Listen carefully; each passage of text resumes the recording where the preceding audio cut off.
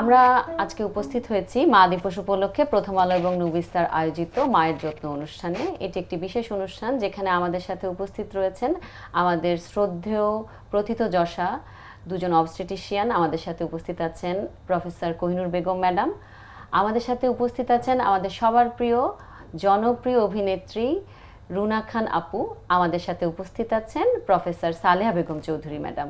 আপনাদের সবাইকে স্বাগত। ধন্যবাদ। ধন্যবাদ।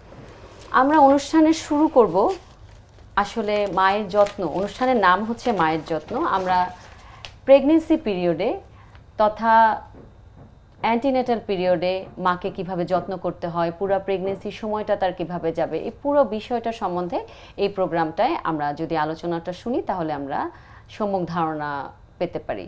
আমার সবার প্রথম প্রশ্ন প্রফেসর কোহিনুর বেগম ম্যাডামের কাছে, গর্ভাবস্থায় একজন মায়ের জন্য সবচাইতে গুরুত্বপূর্ণ যত্ন, যাকে আমরা মেডিকেল টার্মে অ্যান্টিনেটাল কেয়ার বলে থাকি, সে সম্বন্ধে যদি আমাদের দর্শকদের কিছু বলেন। ধন্যবাদ। গর্ভকালীন যত্ন মানে অ্যান্টিনেটাল কেয়ার, সেটা হলো ডিউরিং প্রেগনেন্সি, প্রেগনেন্সি শুরু থেকে শেষ পর্যন্ত এবং তারপরেও পিরিয়ডে যে যত্নটা নেওয়া হয় সেটা নেওয়া হয় অ্যান্টিনেটাল কেয়ার। তাহলে এটার গুরুত্বটা কী? অ্যান্টিনেটাল কেয়ারের গুরুত্ব হলো, যদি একজন মা নিয়মিতভাবে অ্যান্টিনেটাল কেয়ারে যায় তাহলে অনেকগুলি বেনিফিট, একটা হলো আমরা ওর অনেকগুলি কমপ্লিকেশন আগে আইডেন্টিফাই করতে পারি এবং তার ট্রিটমেন্ট দিতে পারি। সেকেন্ড হলো, এই শর্ট প্রেগনেন্সি মা এবং বাচ্চা কী করে ভালো থাকবে সেজন্য অ্যাডভাইস দিতে পারি। যেমন ধরো খাওয়ার অ্যাডভাইস, চলাফেরার অ্যাডভাইস, কোনো ওষুধ খাবে সেটা অ্যাডভাইস দিতে পারি। 3 নম্বর হলো, বাচ্চার সম্পর্কে আমরা জানতে পারি, দেখে বাচ্চারা কী পজিশন, সাইজ ঠিক মতো বাড়লো কি না, নাকি বাড়ার জন্য আরও কিছু অ্যাডভাইস দিতে পারি, সেটা করতে পারি।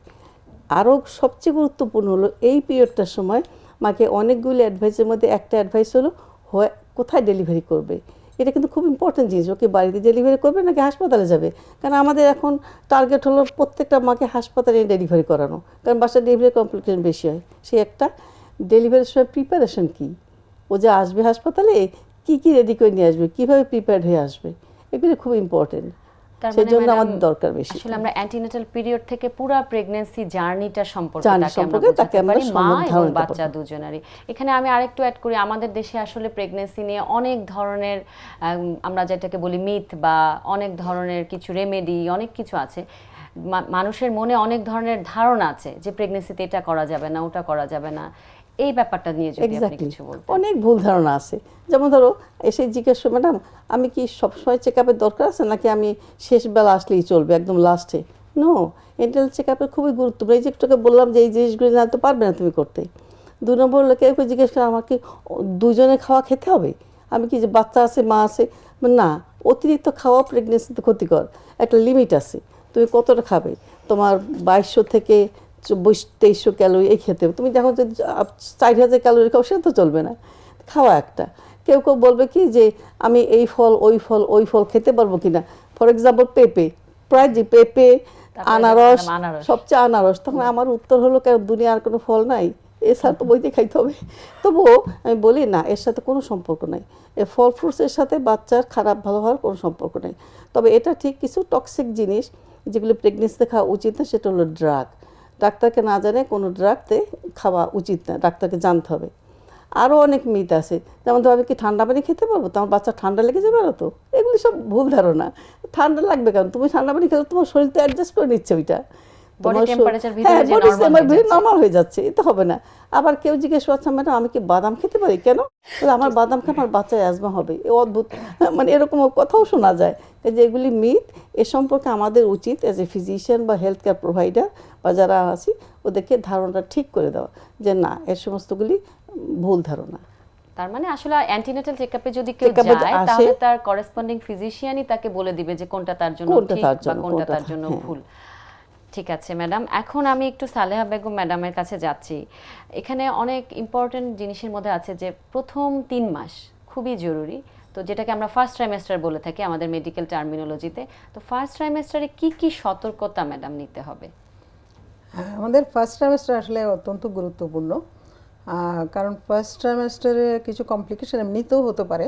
আবার যাদের হিস্ট্রি আছে, মনে করো মিসক্যারেজ হতে পারে কারো, আবার কিছু কমপ্লিকেশন হয় ওই হিসাবে কিছু গুরুত্বপূর্ণ বিষয় এই জন্যই বলবো যে যেমন একটা অ্যাক্টোপিক প্রেগন্যান্সি হতে পারে, প্রেগন্যান্সিটা হয়তো দেখা গেলো যে ঠিক জায়গায় হলো না, এটা একটা আমাদের জন্য সতর্কতার বিষয় আছে।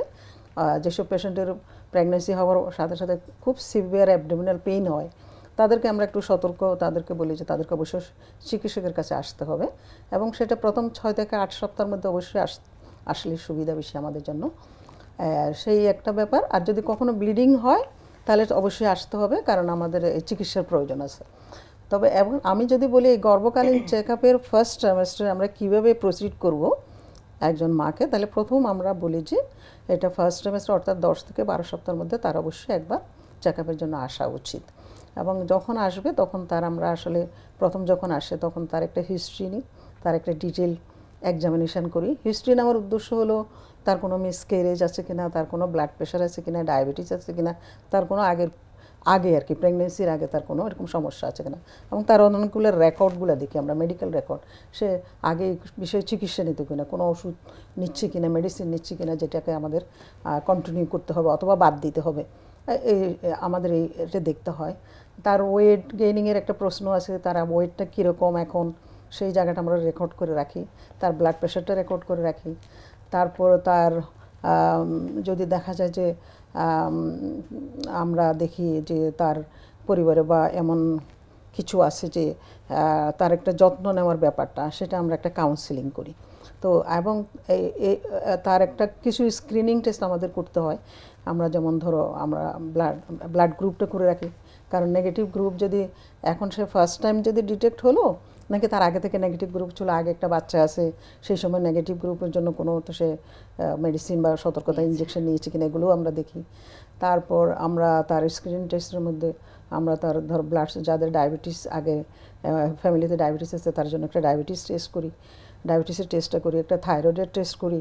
আমরা এই ডিজিজগুলো এক্সক্লুড করি। ফার্স্ট ট্রাইমেস্টারে ও কি অবস্থায় প্রেগন্যান্সিতে এবং তাকে এবং ফলিক অ্যাসিড আমরা বলি যে কেন ওই সময় তাকে একটা সাপ্লিমেন্ট দিতে হয়। তো আমরা বিশেষ করে ফলিক অ্যাসিড সাপ্লিমেন্ট এনশিওর করি, যদিও এটা আগে থেকে দেওয়া উচিত। ফলিক অ্যাসিডের অভাবে সাধারণত অনেক সময় দেখা যায় যে মিসক্যারেজও হয়, যেমন আবার অ্যাবনর্মালিটি হতে পারে, সেজন্য আগে থেকে দেওয়া উচিত। যদি সে আগে থেকে আসে, আমাদের প্রেগন্যান্সির আগে কাউন্সিলিংয়ের জন্য আসে, তখন আমরা প্রথমেই দিয়ে রাখি। আর যদি না পেয়ে থাকে এখনই তাকে স্টার্ট করি। তো ফলিক অ্যাসিডটা আমরা তাকে সাপ্লিমেন্টেশন হিসেবে দিই, আমরা কিছু ভিটামিনসও দিই। আর তার যদি কোনো ব্যথা বা এমন কিছু মিসক্যারেজের হিস্ট্রি থাকে, অথবা এই প্রেগনেন্সিতে যদি ব্যথা থাকে এবং সেই জায়গায় আমরা বেশি ব্যথা থাকলে আমরা একটা আলট্রাসাউন্ডও করি, এবং না থাকলেও আমরা অনেক সময় দেখা যায় যে বারবার যাদের মিসক্যারেজ হচ্ছে তাদের প্রোজেস্টেরন সাপোর্ট দিই।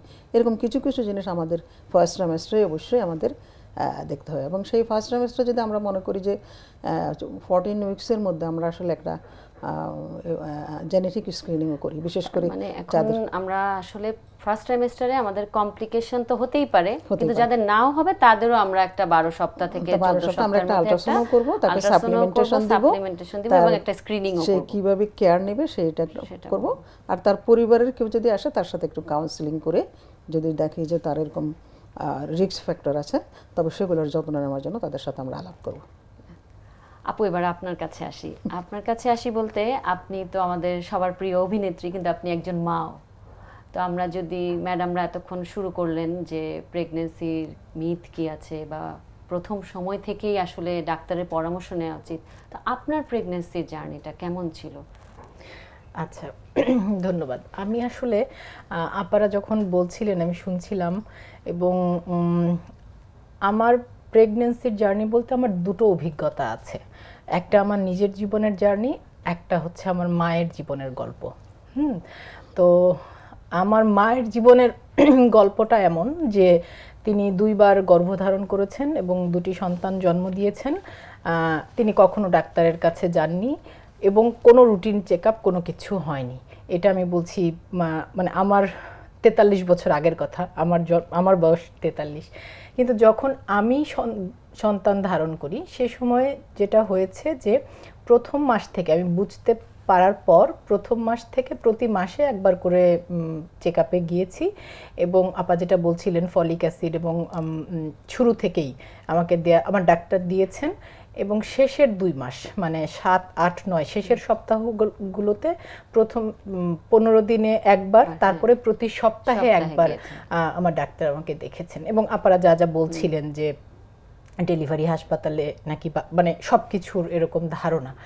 আর আমার অভিজ্ঞতাটা ছিল ওই যে বললাম রুটিন চেক আপ, এবং সেক্ষেত্রে আসলে আমার পরিবার, বিশেষ করে আমার বর, আর আমার মার গল্পটা আমি এই জন্য বললাম যে এখন পর্যন্ত আমাদের দেশের গ্রামাঞ্চলে, আমি যেহেতু ঢাকা শহরে আসলে বসবাস করছি বা আমার সন্তানের জন্ম ঢাকা শহরে হয়েছে, হয়তো শহরে এবং সচেতন পরিবারগুলোতে চর্চাটা এমনই যে চর্চার মধ্য দিয়ে আমি এসেছি। তবে এখন পর্যন্ত গ্রামে, মফস্বলে বা একটু অসচেতন পরিবারে কিন্তু আসলে সন্তান ধারণ এবং সন্তান প্রসব ওভাবেই হয় যে তিনি সন্তান ধারণ করেন, বাড়িতেই প্রসব করেন, এবং এর মধ্যে কোনো ডাক্তারি পরামর্শ বা রুটিন চেক আপ কোনো কিছুর মধ্য দিয়ে যান না। এই সংখ্যাটাও এখন পর্যন্ত মানে আমার মা যে জার্নিটার মধ্য দিয়ে গিয়েছেন, সেই জার্নির মধ্য দিয়ে এখন পর্যন্ত আমাদের দেশের বহু নারী যায়, যাদেরকে আমি জানি। একদম একদম ঠিক। আসলে এটার সাথে আপনি যেরকম ভাবে বললেন, আমরা আরো বেশি পরিচিত।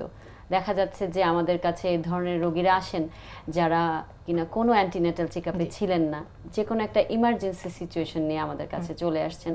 তখন আসলে ওই মায়ের জীবন বাঁচাতে আমাদেরকেও হিমশিম খেতে হয়, যেটা কিনা যদি প্রথম থেকে তারা আমাদের চেকআপে আসতো তাহলে হয়তো তার জার্নিটা এরকম হতো না। এখানে আমাদের আসলে সবার দায়বদ্ধতা আছে।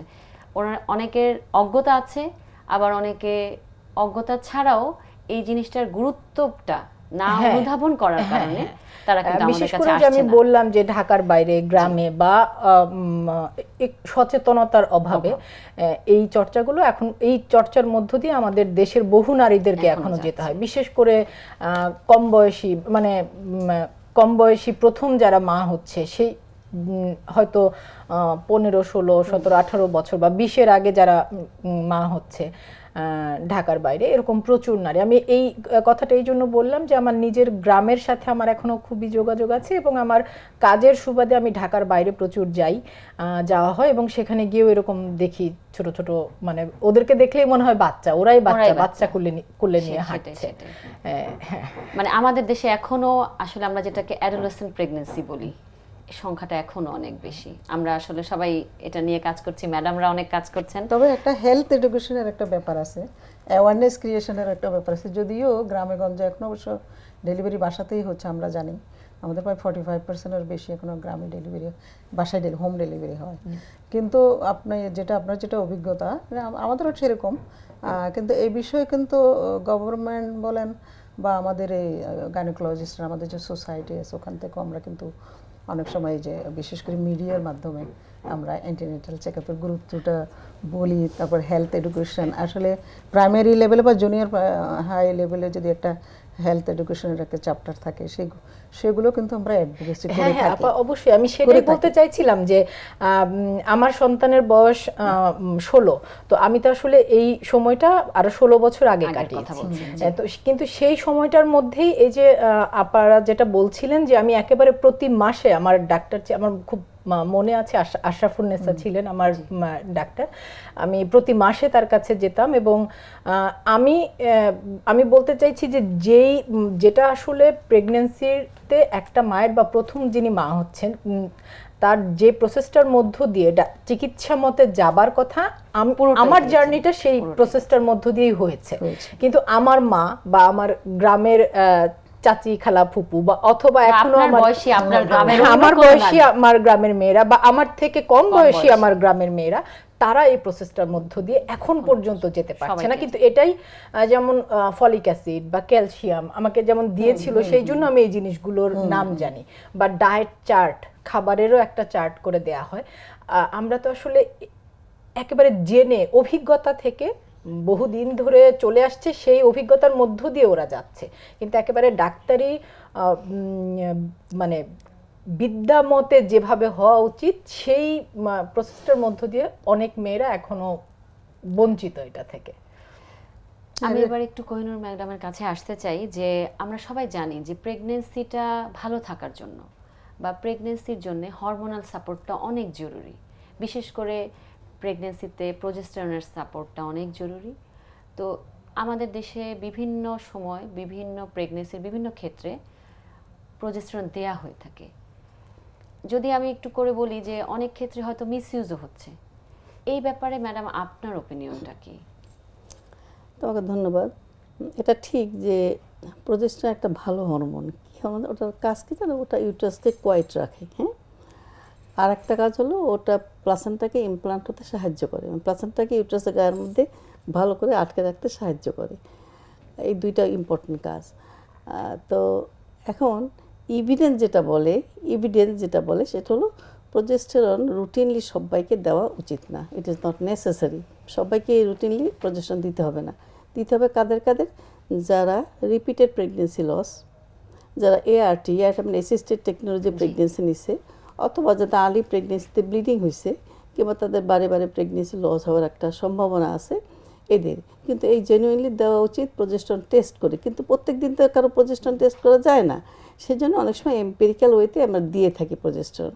এবং আমাদের ক্লিনিক্যাল এক্সপিরিয়েন্স বলে খুব একটা খারাপ, মানে প্রেগনেন্সির কোনো কমপ্লিকেশন হয় না, ভালোই হয় থাকে, এটা আমাদের এক্সপিরিয়েন্স।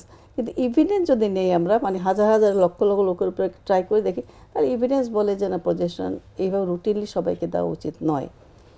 প্রজেস্টেরন দেওয়া যায় ভেজাইনাল রুটে, তারপরে দেওয়া যায় ইনজেক্টেবল, তারপর দেওয়া যায় ওরালি দেওয়া যায়।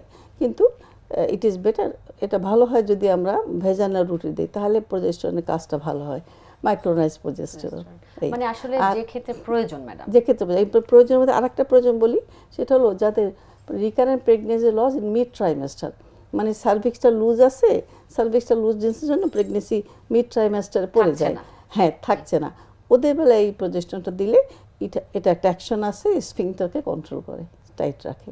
সো সে সময় দেওয়া যেতে পারে প্রজেস্টেরন। তাহলে আমরা আসলে এটা থেকে বুঝতে পারলাম যে সবার ক্ষেত্রে না, প্রজেস্টেরনের সবার আসলে ক্ষেত্রে কোনো প্রজেস্টেরনের প্রয়োজন কোনো রোল নেই, নাই। যাদের দরকার। যাদের যাদের মানে ইন্ডিকেশন আছে তাদেরকে দেওয়া যেতে পারে প্রজেস্টেরন। ধন্যবাদ madam.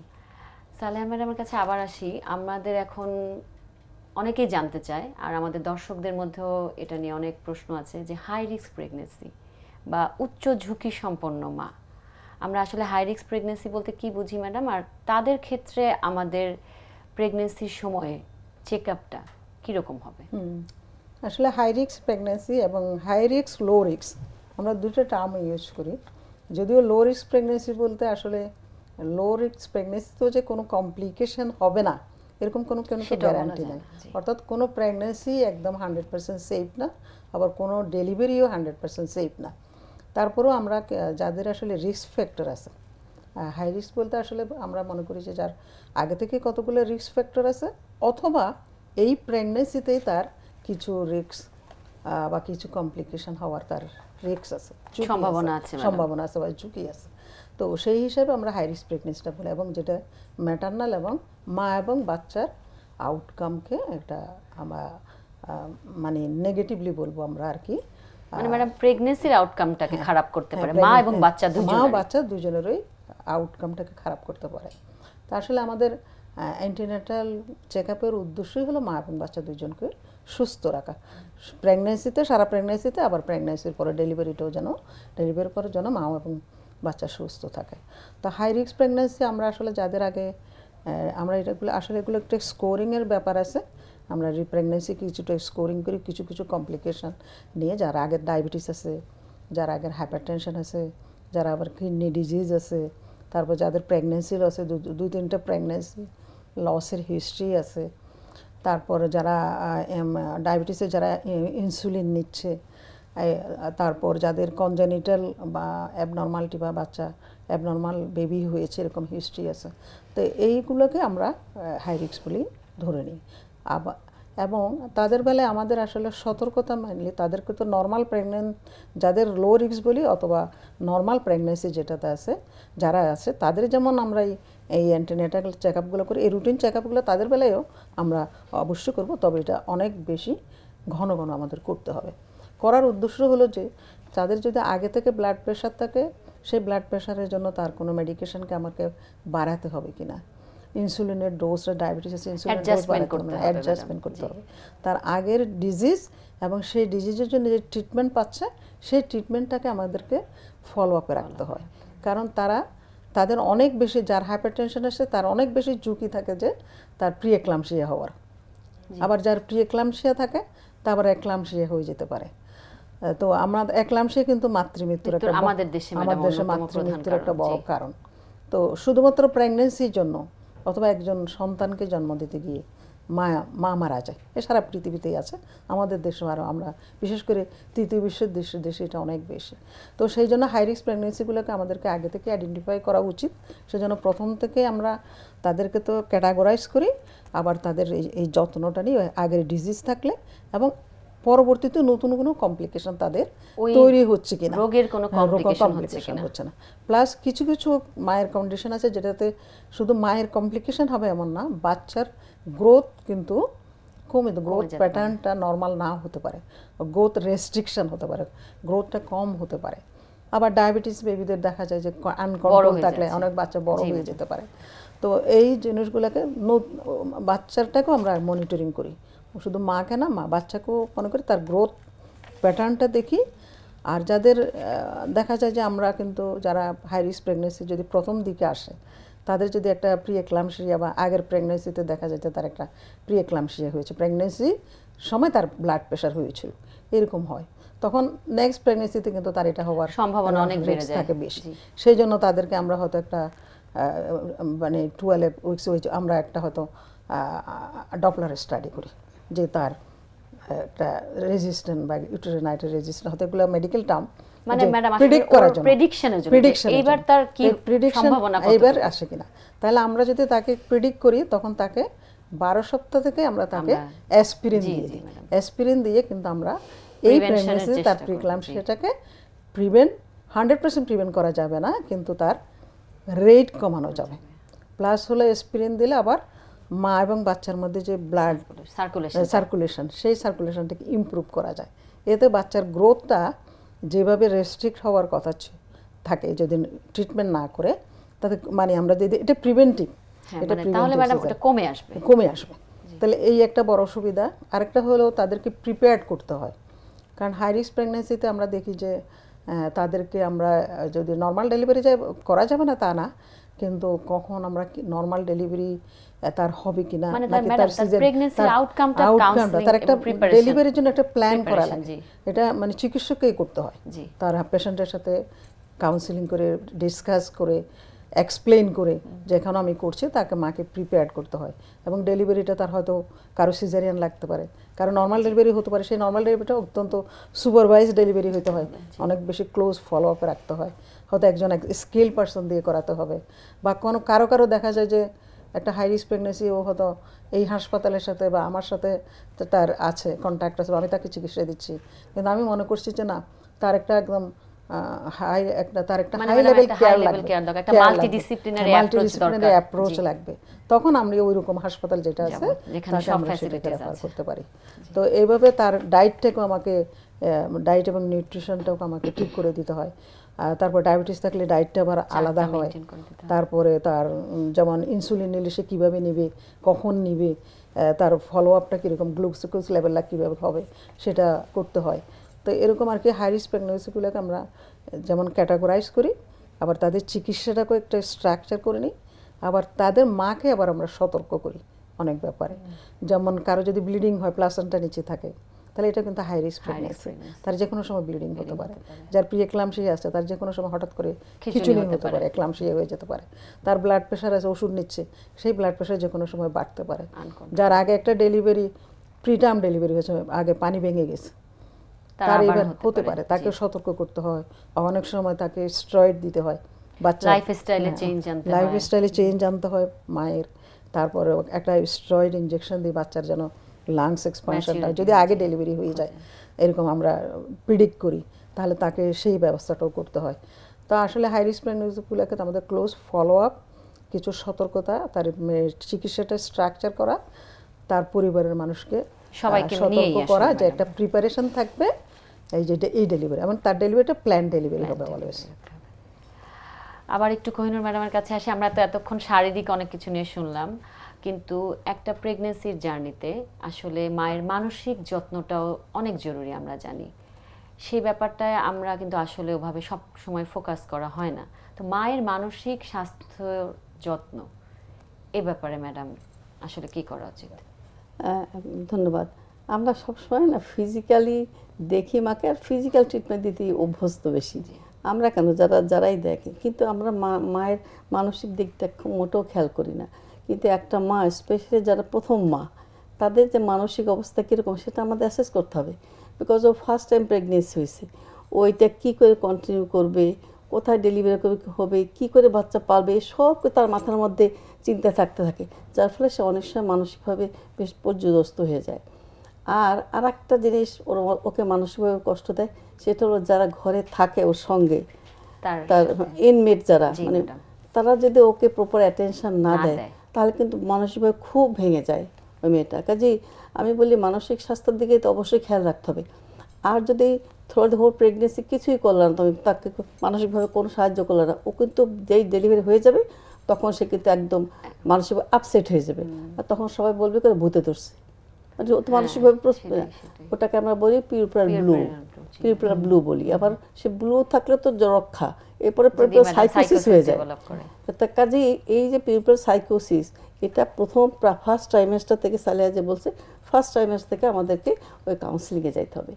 Counselling regarding diet, counselling regarding এই বাচ্চা হবে কোন পথে হলে ভালো হয়, কিভাবে হবে, ডেলিভারি ওই পথে হলে কী করতে হবে, এসব কিছু কাউন্সিলিং করতে হবে স্পেশালি। এবং খুব একটা ইম্পর্টেন্ট রোল আছে, আমি আবারও বলি জোর দিয়ে, যারা ঘরে থাকে তাদের ইম্পর্টেন্ট রোল অনেক বেশি, স্পেশালি হাজব্যান্ড। তাকে ওকে অ্যাকম্পানি দিতে হবে, ওর মানসিক দিকটা খেয়াল রাখতে হবে। মানে সবাই তো চাইবে যে আমি প্রেগনেন্সি, আমি একটা স্পেশাল, সব মনে করবে, সে স্পেশালি যারা প্রথম মা তারা মনে করবে আমি বাচ্চা দিতে আমি একটা স্পেশাল, ওকে সেই স্পেশালিস্ট হিসাবে দেখতে হবে, তাহলে কিন্তু মানসিকভাবে খুব পর্যদস্ত হয়ে যাবে। কাজেই মানসিক স্বাস্থ্যের প্রতি আমাদের খেয়াল রাখা খুবই জরুরি। এটা তাহলে আমাদের যারা ফিজিশিয়ান আমাদেরও দায়িত্ব, আমাদের দায়িত্ব ফ্যামিলি মেম্বারদেরকে বলা, কারণ আমাদের দেশে ম্যাডাম একটা ধারণা আছে যে আমাদেরও মা, আমরাও মা হয়েছি, তাই বলবে আমরাও মা হয়েছি তো আমাদের তো এত কিছু লাগে না, তাই বলে সবাই। তাই এই জন্য ইনমেট যারা আছে, ইনমেট মানে ঘরে যারা থাকে, মা বাবা শ্বশুর শাশুড়ি হাজবেন্ড, এদের সবাইকে কাউন্সিলিংয়ের প্রয়োজন। আসলে একটা মাকে তুমি পুরোপুরি যদি নর্মাল লেবার এবং প্রিপ্রিয়াম এ পর্যন্ত ভালো করে মেনটেন করতে চাও, অবশ্যই তাদের সঙ্গে নিতে হবে। ও মেয়েটাকে একলা তুমি কাউন্সিলিং করে কোনো লাভ নেই। কাজে কাউন্সিলিংয়ের সময় শুধু তাই না, আমি একটু গল্প না বলে পারছি না, একটা আমার কাছে একটা পেশেন্ট আসছিল, সে ইজ হাইলি এডুকেটেড এবং সে যথেষ্ট বেশি একটা পয়সায় চাকরি করে কোনো এক জায়গাতে অনেক। আমাকে এসে বলছে, আমি বললাম তুই খাওয়া দাওয়া করো না, বাচ্চার সাইজটা বাড়ে না? বলে ম্যাডাম আমি তো খেতে দেয় না আমাকে। কেন? ওর টাকা পয়সা সব পয়সা পরে নিয়ে যায়। আমি আকাশ থেকে পড়ছি। তাহলে তুমি চিন্তা করে দেখো তো এই লেভেল। কাজে তুমি গ্রামে গঞ্জের কথা চিন্তা করো কেউ, কাজে অফকোর্স তাদের লোকজনকে আমাদের পোলাইটলি ডেকে এ কথাগুলো বলতে হবে, নট ধমকে সুরে না, পোলাইটলি বলতে হবে, দেখেন এই বাচ্চা তো আপনাদেরই বাচ্চা, এই বাচ্চা তো আপনাদেরই বাচ্চা। তা কাজে আপনি বাচ্চার ভালো চান তো চান, তাহলে মায়ের যত্ন নেন এবং মাকে ফিজিক্যালি এবং মানসিকভাবে ওকে ভালো রাখেন। সেটাই আসলে এটা খুবই জরুরি মায়ের জন্য। আপুর কাছে আবার একটু আসি, এটা হচ্ছে কর্মজীবী মা, আপনি একা, আমাদের সবাই বিশেষ করে কর্মজীবী মায়েদের ক্ষেত্রে যেটা হয়, প্রেগনেন্সি পিরিয়ডটা তার কাজের ক্ষেত্র এবং তার প্রেগনেন্সির জার্নি দুটাকে ব্যালেন্স করতে হয়। তো আপনি যখন মা হবার জার্নিতে আপনার কাজের ক্ষেত্রে আপনি কিরকম মানে চ্যালেঞ্জ অনুভব করেছেন বা সেটাকে আপনি কিভাবে মোকাবেলা করেছিলেন? আচ্ছা, আমি আসলে যখন বুঝতে পারলাম যে আমি মা হতে যাচ্ছি, আমি যে কাজটা করি সেই কাজটার ধরনটা হচ্ছে এমন যে হয়তো আগামী 2 মাস বা 3 মাস পরেও আমার একটা ডেট দেয়া আছে, বা আমি কিছু ধারাবাহিক নাটকের কাজ করছি যেগুলোর সাথে আসলে আমার কমিটমেন্ট আছে যে যতদিন চলবে এই কাজগুলো আমি থাকবো। তো এরকম ভাবে যে কাজগুলোর সাথে যুক্ত ছিলাম সেই কাজগুলো আমি শেষ করেছি, এছাড়া আর নতুন কোনো কাজ আমি হাতে নিইনি। কারণ আমার কাজের ধরনটা এমন যে আমাদেরকে ঢাকার বাইরে, বিশেষ করে গ্রামে বা দেশের বাইরেও যেতে হয়, এবং আমাদের কাজের রুটিনটাও খুব স্বাভাবিক রুটিন না, মানে 8টা 9টায় বাড়ি থেকে বেরোতে হয়, কাজ শেষ করে ফিরতে ফিরতে 12টা 1টা, ঢাকার বাইরে হলে 2টা 3টাও বেজে যায়। তো ওই রুটিনটা ওই সময়ের জন্য আমার জন্য, তো আমি আগে যে কাজগুলো করছিলাম সেই কাজগুলো শেষ করে, এবং সে সময় আসলে আমি যাদের সাথে কাজ করছিলাম তারা সবাই আমাকে ভীষণ যত্নের সাথে, সহযোগিতার সাথে তারা আসলে আমার সাথে আচরণ করেছে, এবং আমি সেই কাজগুলো শেষ করে তারপরে আমি আমার মাতৃত্বকালীন সময় বা বিরতিতে, ছুটিতে চলে গিয়েছিলাম। তবে আপা যে কথাটা বলছিলেন আমি আগের সূত্র ধরে, ওই কথাটাই আমি একটুখানি বলতে চাই যে আমি আসলে এই দেশের সর্বোচ্চ যত্নে যে সমস্ত মায়েরা সন্তান জন্মদান করার সুযোগ পান, আমি সেরকম সুযোগ সুবিধা পেয়েছি তেমন একজন মানুষ। কিন্তু সেই মানুষটিরও আমার মেয়ের জন্মের পরে, আমার মেয়ের যখন জন্ম হয় তখন আমার 27 বছর, মানে 26 আমি গর্ভ ধারণ করি, 27-এ তার জন্ম হয়। তো আমার আসলে আগে কোনো ধারণা ছিল না।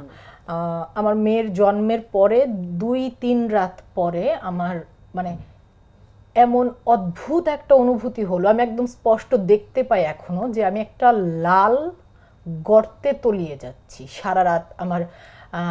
আমি এবং এটা আমার বর এখনো সারা রাত আমাকে জড়িয়ে ধরে রেখেছে, এবং আমি রান্নাঘরে গিয়েছি বটি নিয়ে আমার পেটের সেলাই কেটে ফেলবো। হ্যাঁ, তো তারপর আমার বর আমাকে বলল যে এটা পোস্টপার্টাম ডিপ্রেশন। তারপর আমি কাউন্সিলরের কাছে গেলাম। তো শুরুতে আমি এই জন্য বললাম যে আমি হচ্ছি তেমন একজন মানুষ যাকে তার বর মানে এর চাইতে যত্ন এবং এর চাইতে পাশে থাকা কিভাবে সম্ভব হয় আমার কোনো মানে আমার ধারণা নেই। আমি দেখিনি আমার চাইতে বেশি সুবিধাপ্রাপ্ত কোনো মানুষকে, আমি দেখিনি। কারণ আমি আমার মা, খালা বা আমার আশেপাশের মানুষদের গল্পও জানি, তো সেই জায়গা থেকে আমি বলছি এটা। এবং আমার মা সে সময় আমার পাশে ছিলেন। সকল সুবিধা পাবার পরও আমি আমার এমনটা হয়েছে। তো যাদের আসলে যেটা হয় যে সন্তান জন্মের পরে প্রথম 6 মাস তো আসলে আমি আমার বাচ্চার খাবারে পরিণত হলাম। প্রতি 2 ঘন্টা পর পর সে খাচ্ছে, আর আমি ফুড না, কোনো ঘুমের রুটিন আছে না, এবং মানে কোনো রুটিন নেই। তো কি যে একটা, ওই যে আপনি যেটা বলছিলেন, নিশ্চয়ই হয়তো আমাদের এই অনুষ্ঠান দেখেও বা এর নিচেও অনেকে মন্তব্য করবে, ইস উনি একাই যেন মা হয়েছেন, আর কেউ যেন হয়নি, বা এক একজনের 2টা 4টা 10টা করে বাচ্চা হচ্ছে, তারা যেন আর সন্তান পালছেন না।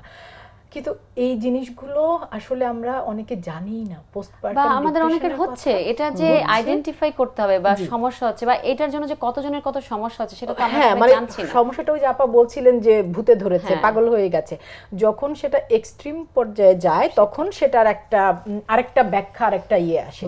কিন্তু এই জিনিসগুলো যে আসলে মেডিকেল টার্মে আছে এবং এই জিনিসগুলো যে জানবার ব্যাপার আছে, সেই প্র্যাকটিসটার মধ্য দিয়ে তো আমরা আসলে সবাই যেতে পারি না। এটা একটা সমস্যা। সেক্ষেত্রে যারা আমরা গিয়েছি বা যেতে পেরেছি আমরা লাকি। আমরা চাই যে সবার জার্নিটাই যেন যত্নের সাথে হয়। আমরা অনেকটুকু অনুষ্ঠান চলে আসছি। আমি ম্যাডামদের কাছে যদি একটু করে জানতে চাই, আমরা তো হাই রিস্ক প্রেগনেন্সি জানলাম, অ্যান্টিনেটাল চেকআপটা জানলাম, প্রেগনেন্সি এবং বার্থ প্ল্যানিংয়ের কথা জানলাম। এখন যদি অনেকেই জানতে চায় যে নর্মাল ডেলিভারি করানোর ক্ষেত্রে প্রেগনেন্সি পিরিয়ডে ম্যাডাম ব্যায়াম বা রেগুলার যে ওয়ার্কগুলো সেগুলোর ইম্প্যাক্টটা কেমন? অনেকে প্রশ্ন করে আমাদের কাছে যে ব্যায়াম করা যাবে, কি ধরনের ব্যায়াম করা যাবে, সেই ব্যাপারটা নিয়ে যদি ম্যাডাম বলেন। ধন্যবাদ তোমাকে। আমাদের একটা ভুল ধারণা আছে, এটা মিথ, অনেকগুলো মিথ বলছিলাম, তার মধ্যে একটা মিথ আছে প্রেগনেন্সিতে কোনো এক্সারসাইজ করা যাবে না, কিন্তু আসলে তা না। প্রেগনেন্সিতে এক্সারসাইজ করা যাবে, তবে যে সমস্ত খুব ভিগোরাস এক্সারসাইজ সেগুলি অ্যাভয়েড করতে হবে। তবে হ্যাঁ, মাইল্ড থেকে মডারেট এক্সারসাইজ যেগুলি সেগুলি করা যাবে। ফ্রি হ্যান্ড এক্সারসাইজ, হাঁটা, ওয়াকিং, তারপরে তোমার এগুলি করা যাবে, দেখতে অসুবিধা নেই, হাঁটা চলা করা যাবে। তারপর আমি মাঝে মাঝে রোগীদেরকে বলি, দেখো তুমি তো ঘরের কাজ করো, ঘরের বিছনা গুছাও, এই সেই করো না, হাঁটাহাঁটি করো, এটাও তোমার জন্য এক্সারসাইজ।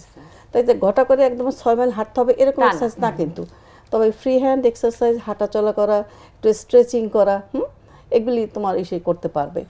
এবং আমরা যেটা ল্যাকিং বলতে আমার কোনো বলতে আপত্তি নেই, যে আমরা রোগীদেরকে এক্সারসাইজ সম্পর্কে ডেলিভারি করার জন্য কিছু এন্টিনেটাল এক্সারসাইজ আছে, বুঝছো? কীরকম যে ডেলিভারি করার সময় যে পজিশন Position স্কোয়াটিং পজিশন, তাতে যে স্ট্রেচিং হয়, তাতে যে আউটলেটটা বাড়ে, বাড়ে diameter-টা বাড়ে বাড়ছে, জি। ভেজাইন ডেলিভারি ফেসিলিটি করে, এরকম আমাদের অনেকেরই চেম্বারে বলো বা অনেক আমরা জায়গাতে বলা হয় এগুলো না, আমাদের বলা হয় না, বাট আমরা কিন্তু এর প্রতি খুব এমফেসিস দেওয়া উচিত এক্সারসাইজ সম্পর্কে। আমরা অনেকেই কিন্তু আমাদের চেম্বারের মধ্যে এরকম এক্সারসাইজ সম্পর্কে কোনো জিনিস করি না, বাট এটা খুব ইম্পর্টেন্ট যে তাতে অনেকগুলো হয়, রিল্যাক্সেশন হয়। এক্সারসাইজ করলে অনেক কিছু এর মধ্যে একটা রিল্যাক্সেশন, তারপরে বেশিরভাগ মায়ের বলে কোমরে ব্যথা, Back পায়ে pain, ব্যথা, জি ম্যাডাম, এমনিতে জি ম্যাডাম। সেগুলি কমে এক্সারসাইজে। আর সবচেয়ে Circulation-টা বাড়ে হ্যাঁ, ম্যাডাম। সবচেয়ে গুরুত্বপূর্ণ যেটা হলো, যদি আমরা ওই পজিশন মানে যে পজিশনে নর্মাল ডেলিভারি হয় বা যে করলে স্ট্রেচিং করলে আমাদের পেলভিসটা একটু ওয়াইডার হয়, ওরকম এক্সারসাইজ শিখাই দিলে অনেক it helps a lot for normal vaginal delivery. কাজে এক্সারসাইজ করা যাবে না তা না, তবে কিছু কিছু কথা আছে, সব পারবে না। তোমার ব্লিডিং হয়েছিল আর্লি প্রেগনেন্সিতে, তোমার প্লাসেন্টা নিচে আছে, কিংবা ধরো বাচ্চা পজিশন অ্যাবনর্মাল, ভালো পজিশনে নেই, সেক্ষেত্রে তুমি যদি বেশি এক্সারসাইজ করতে চাও তাহলে পানি ভেঙে যায়, বাচ্চা খারাপ হয়ে যাবে। এই প্লাসেন্টা নিচে আছে, ব্লিডিং Bleeding হবে, শুরু হয়ে যাবে। হ্যাঁ। তারপরে তোমার মনে করো হেডটা হাই আপ আছে, পানি ভেঙে যাবে। তো এরকম কিছু কিছু জায়গায় যেখানে রেস্ট্রিকশন, আদারওয়াইজ যদি নর্মাল থাকে, এভরিথিং গোজ অল রাইট, তাহলে তুমি এক্সারসাইজ করতে পারবে from mild to moderate exercise. ওই স্বাভাবিক কাজকর্ম, হ্যাঁ, মানে আমার স্বাভাবিক ডাক্তার কাজকর্ম, তাই যেমন বলে। আমাকে যেটা আমি তো বলেছিলেন বলি যে যে তুমি তুমি স্বাভাবিক হাঁটাচলা, স্বাভাবিক কাজকর্মতে কোনো সাধারণ কাজ আমি অসুবিধা বলি, নেই। তুমি আলনা গুছাও না, বিছনা হ্যাঁ, গুছাও না, হ্যাঁ, তুমি পাকঘরে যাও না, হেঁটে হেঁটে। হ্যাঁ, মানে অনেক এই ভারী এগুলি- কাজের ভারী ব্যাপারে কাজের, মানা করেছিলেন আমাকে, কিন্তু তুমি তোমার দৈনন্দিন স্বাভাবিক যে কোনো কাজকর্ম করতে আচ্ছা পারো। আপু, আপনাকে দিয়ে আরেকটু বলি যে তাহলে কর্মজীবী মায়েদের ক্ষেত্রে আপনি তো আপনার প্রেগনেন্সি জার্নিটা খুব ভালো গিয়েছে বলছেন, যে ডাক্তারের চেক আপে গেছেন, সব কিছু ভালো ছিল, তো তাদের উদ্দেশ্যে যদি আপনি কিছু বলেন। একটা হচ্ছে কর্মজীবী মায়েদের উদ্দেশ্যে যে তারা কীভাবে মেনটেন করবে, আর এই যে অ্যান্টিনেটাল চেক আপ, এই বিষয়ে নর্মাল মানুষ যারা বা আমাদের অডিয়েন্স, তাদের উদ্দেশ্যে বলা যে তাদের যে ডাক্তারের চেক আপে আসতে হবে, আসা উচিত, এই বিষয়ে যদি আপনি কিছু বলেন। এ বিষয়ে আসলে আমি ঠিক জানি না এরকম আদৌ একজন দুজনে বলে কিছু হবে কিনা, কারণ আমি বিশ্বাস করি সচেতনতাটা নিজের এবং পরিবারের মধ্য থেকে তৈরি হতে হবে।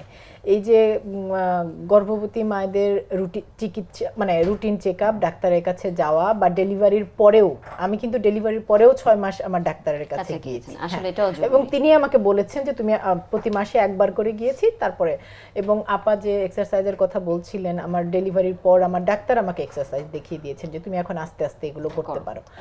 আর কর্মজীবী মায়েদের ক্ষেত্রে আসলে আমি ধরেন যারা শিক্ষার সুবাদে কর্মের সাথে যুক্ত, আমি আশা করতেই পারি যে তারা নিজেরাই সচেতন। আর এছাড়া যারা আরো নানা রকম কাজ করছেন আমাদের বিভিন্ন, আমাদের দেশের ইকোনমি, হ্যাঁ আমাদের দেশে গার্মেন্টস সেক্টরে বা বিভিন্ন সেক্টরে যারা কাজ করছেন, তাদের ক্ষেত্রেও আমি এটুকু বলতে পারি যে এখন তো আসলে প্রযুক্তি যেহেতু আমাদের সবার হাতে হাতে পৌঁছে গেছে, হয়তো এই অনুষ্ঠানটা যারা দেখবেন,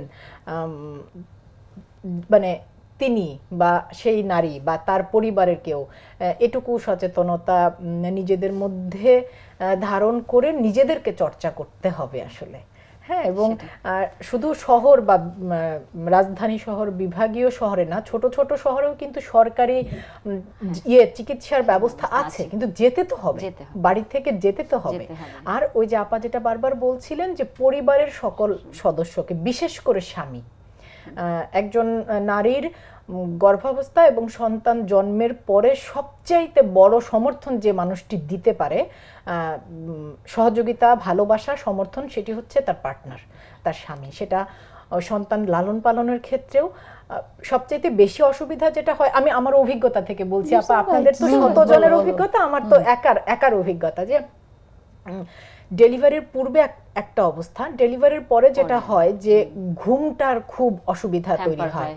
এবং যারা ব্রেস্ট ফিড করান তাদের যেটা হয় যে বাচ্চা 2 ঘন্টা পর পর খাচ্ছে, হ্যাঁ, শারীরিক কোনো বিশ্রাম হচ্ছে না। তো যে সময়টায় মানে মাটাকে একটু বিশ্রাম দেয়া, হাজবেন্ডের ভূমিকাটাই আসলে সেখানে অনেক ইম্পর্টেন্ট। পরিবারের অন্যরা তো আছেই, বিশেষ করে স্বামী যদি তখন সেই তাহলে পাশে থাকে। আচ্ছা, আমি তোমাকে একটা কথা বলি, এই যে বলে ওয়ার্কিং মেয়েদের, ও তো নিজেই বলছি একটা পার্সোনাল কি করা উচিত, কিন্তু যাদের কাছে কাজ করছে যে অফিসে কাজ জি, করে ম্যাডাম, তাদেরও তাদেরও দায়িত্ব কিছু আছে। রেসপন্সিবিলিটি আছে। দেখবে বড় বড় অফিস, কর্পোরেট হাসপাতাল কর্পোরেট Corporate অফিস, office, জি, কিন্তু জি। সেখানেও কোনো মায়ের দুপুরবেলা যে একটু রেস্ট নিবে, যেটা তার জন্য খুব দরকার, সে রেস্ট নিবে নাই, সেটাই। কিংবা তার কাজে যে একটু রিল্যাক্সেশন দিবে সেটাও সেটা অনেক জায়গাতেই নাই। কাজে তাদেরও একটু কনসিডারেশন আনা উচিত। আসলে সবারই যে ম্যাডাম এখন ওই যে যত্নের একটা প্রয়োজন। 6 মাস তো ছুটি পাওয়া যায়, মাতৃত্বকালীন ছুটি। ছুটি, জি। তো তারপরে যখন কর্মে মেয়েটি কর্মক্ষেত্রে ফিরে যায় তখন যাতে তখনও সে- তার একটা হ্যাঁ, যত্ন দরকার। আসলে এখানে আমাদের বলা উচিত যে সবাই মিলেই আসলে যত্নটা নিতে হবে, কারণ একজন মা সন্তান ধারণ করছে, ভবিষ্যৎ প্রজন্মকে দেশের জন্য তৈরি করছে, তো দায়িত্বটা আসলে সবারই। আমরা একদম শেষ, আমি আমার আমরা দুই ব্রেস্ট ম্যাডামের ফিডিং এর কাছে জন্য, যেমন আমরা ব্রেস্ট ফিডিং এর জন্য একটু জাস্ট আমি আধা সেকেন্ড 30 সেকেন্ড ম্যাডাম যদি বলেন যে আপনার মূল্যবান পরামর্শ যারা মা হচ্ছে তাদের জন্য। হ্যাঁ, যারা মা হচ্ছেন, আমি সবসময় বলবো যে এই সময়ের পরিপ্রেক্ষিতে, যেমন একজন মাকে কেরিয়ার, তার ফ্যামিলি, অনেক কিছু নিয়ে তার চলতে হয়। সুতরাং তার ডেলিভারিটা প্ল্যান ডেলিভারি হওয়া উচিত। অবশ্যই অবশ্যই প্ল্যান ডেলিভারি হওয়া উচিত যে কখন কোন সময়ে বাচ্চা নেবে, এবং তার কোনো রকম শারীরিক এরকম কোনো রকম ডিজিজ আছে কিনা, বা আমি যেগুলো বলেছি মানে ম্যাডাম আগে, প্ল্যান সেগুলো প্ল্যান চেকআপ ডেলিভারি এবং করবে, প্ল্যান বা plan ডেলিভারি check up করবে ভালো একটা প্রেগন্যান্সি আউটকামের জন্য। এবং তার আমরা বলবো যে গর্ভকালীন চেকআপ, গর্ভকালীন, প্রসবকালীন এবং প্রসব পরবর্তী, এই তিনটা চেকআপকে তার Check-up এর জন্য ইম্পর্টেন্স সেটাই। দিতে হবে। কোহিনুর ম্যাডাম যদি একটু বলেন। না, সবাই তো সব কিছু বলছেই, তবুও আমি বলি যে যারা মা হবে তারা তো আগে থেকে প্ল্যানিং তো আসেই। তারা প্রি প্রেগনেন্সি, সালেহা যে বলছিল, ও বলছিল যে প্রি প্রেগনেন্সির আগেও তাকে কিছু তাকে প্রিপারেশন নিতে হবে, প্রিপেয়ার করতে হবে। তার ডায়াবেটিস, হাইপার টেনশন আছে কিনা চেকআপ টেকআপ করে যখন সে ফিট হবে তখন সে দেবে। pregnancy কারণ ধরো সে জানলোই না তার ব্লাড প্রেশার, জানলোই না ডায়াবেটিস আছে, ওই নিয়ে প্রেগনেন্সি হলো, বাচ্চা খারাপ হয়ে গেল, তা হবে না। আগে থেকে প্রিপারেশন, রেগুলার চেকআপে থাকতে হবে। চেকআপে কোনো না, কারণ তুমি কখন তোর উল্টাপাল্টা হয়ে গেছে তুমি নিজে বুঝতেছো না। সেটা দয়া করে প্রেগনেন্সি মানে সবার জন্য বলছি, শহর গ্রামে বলে কথা না, চেষ্টা করবে হাসপাতালে এসে ডেলিভারি করতে, কারণ বাসা ডেলিভারি করলে কমপ্লিকেশন টু দ্য মা এবং বাচ্চা অনেক বেশি হয়। এবং ভুলে গেলে চলবে না, পোস্টপার্টাম বলে একটা কথা আছে, পিউরিয়াম বলে একটা কথা আছে, পিউরিয়ামের চেকআপে, কারণ বেশিরভাগ মাই যে আমরা বলছিলাম যে আমাদের 136 জন মা মারা যায় পার 1 লাখ ডেলিভারিতে, এর বেশিরভাগই মারা যায় পোস্টপার্টাম, প্রথম 4 ঘন্টার মধ্যে। তা কাজেই পোস্টপার্টাম এক্সামিনেশন এবং ফলো আপ খুব জরুরি।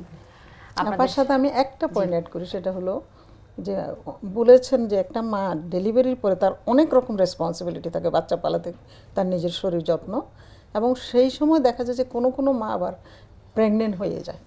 এই জায়গায় কন্ট্রাসেপশনটা তাদের, এটাও খুব জরুরি। আসলে সবাইকে অনেক ধন্যবাদ, কোহিনুর ম্যাডাম, সালেহা ম্যাডাম, রুনা আপু, আপনাদেরকে অনেক ধন্যবাদ।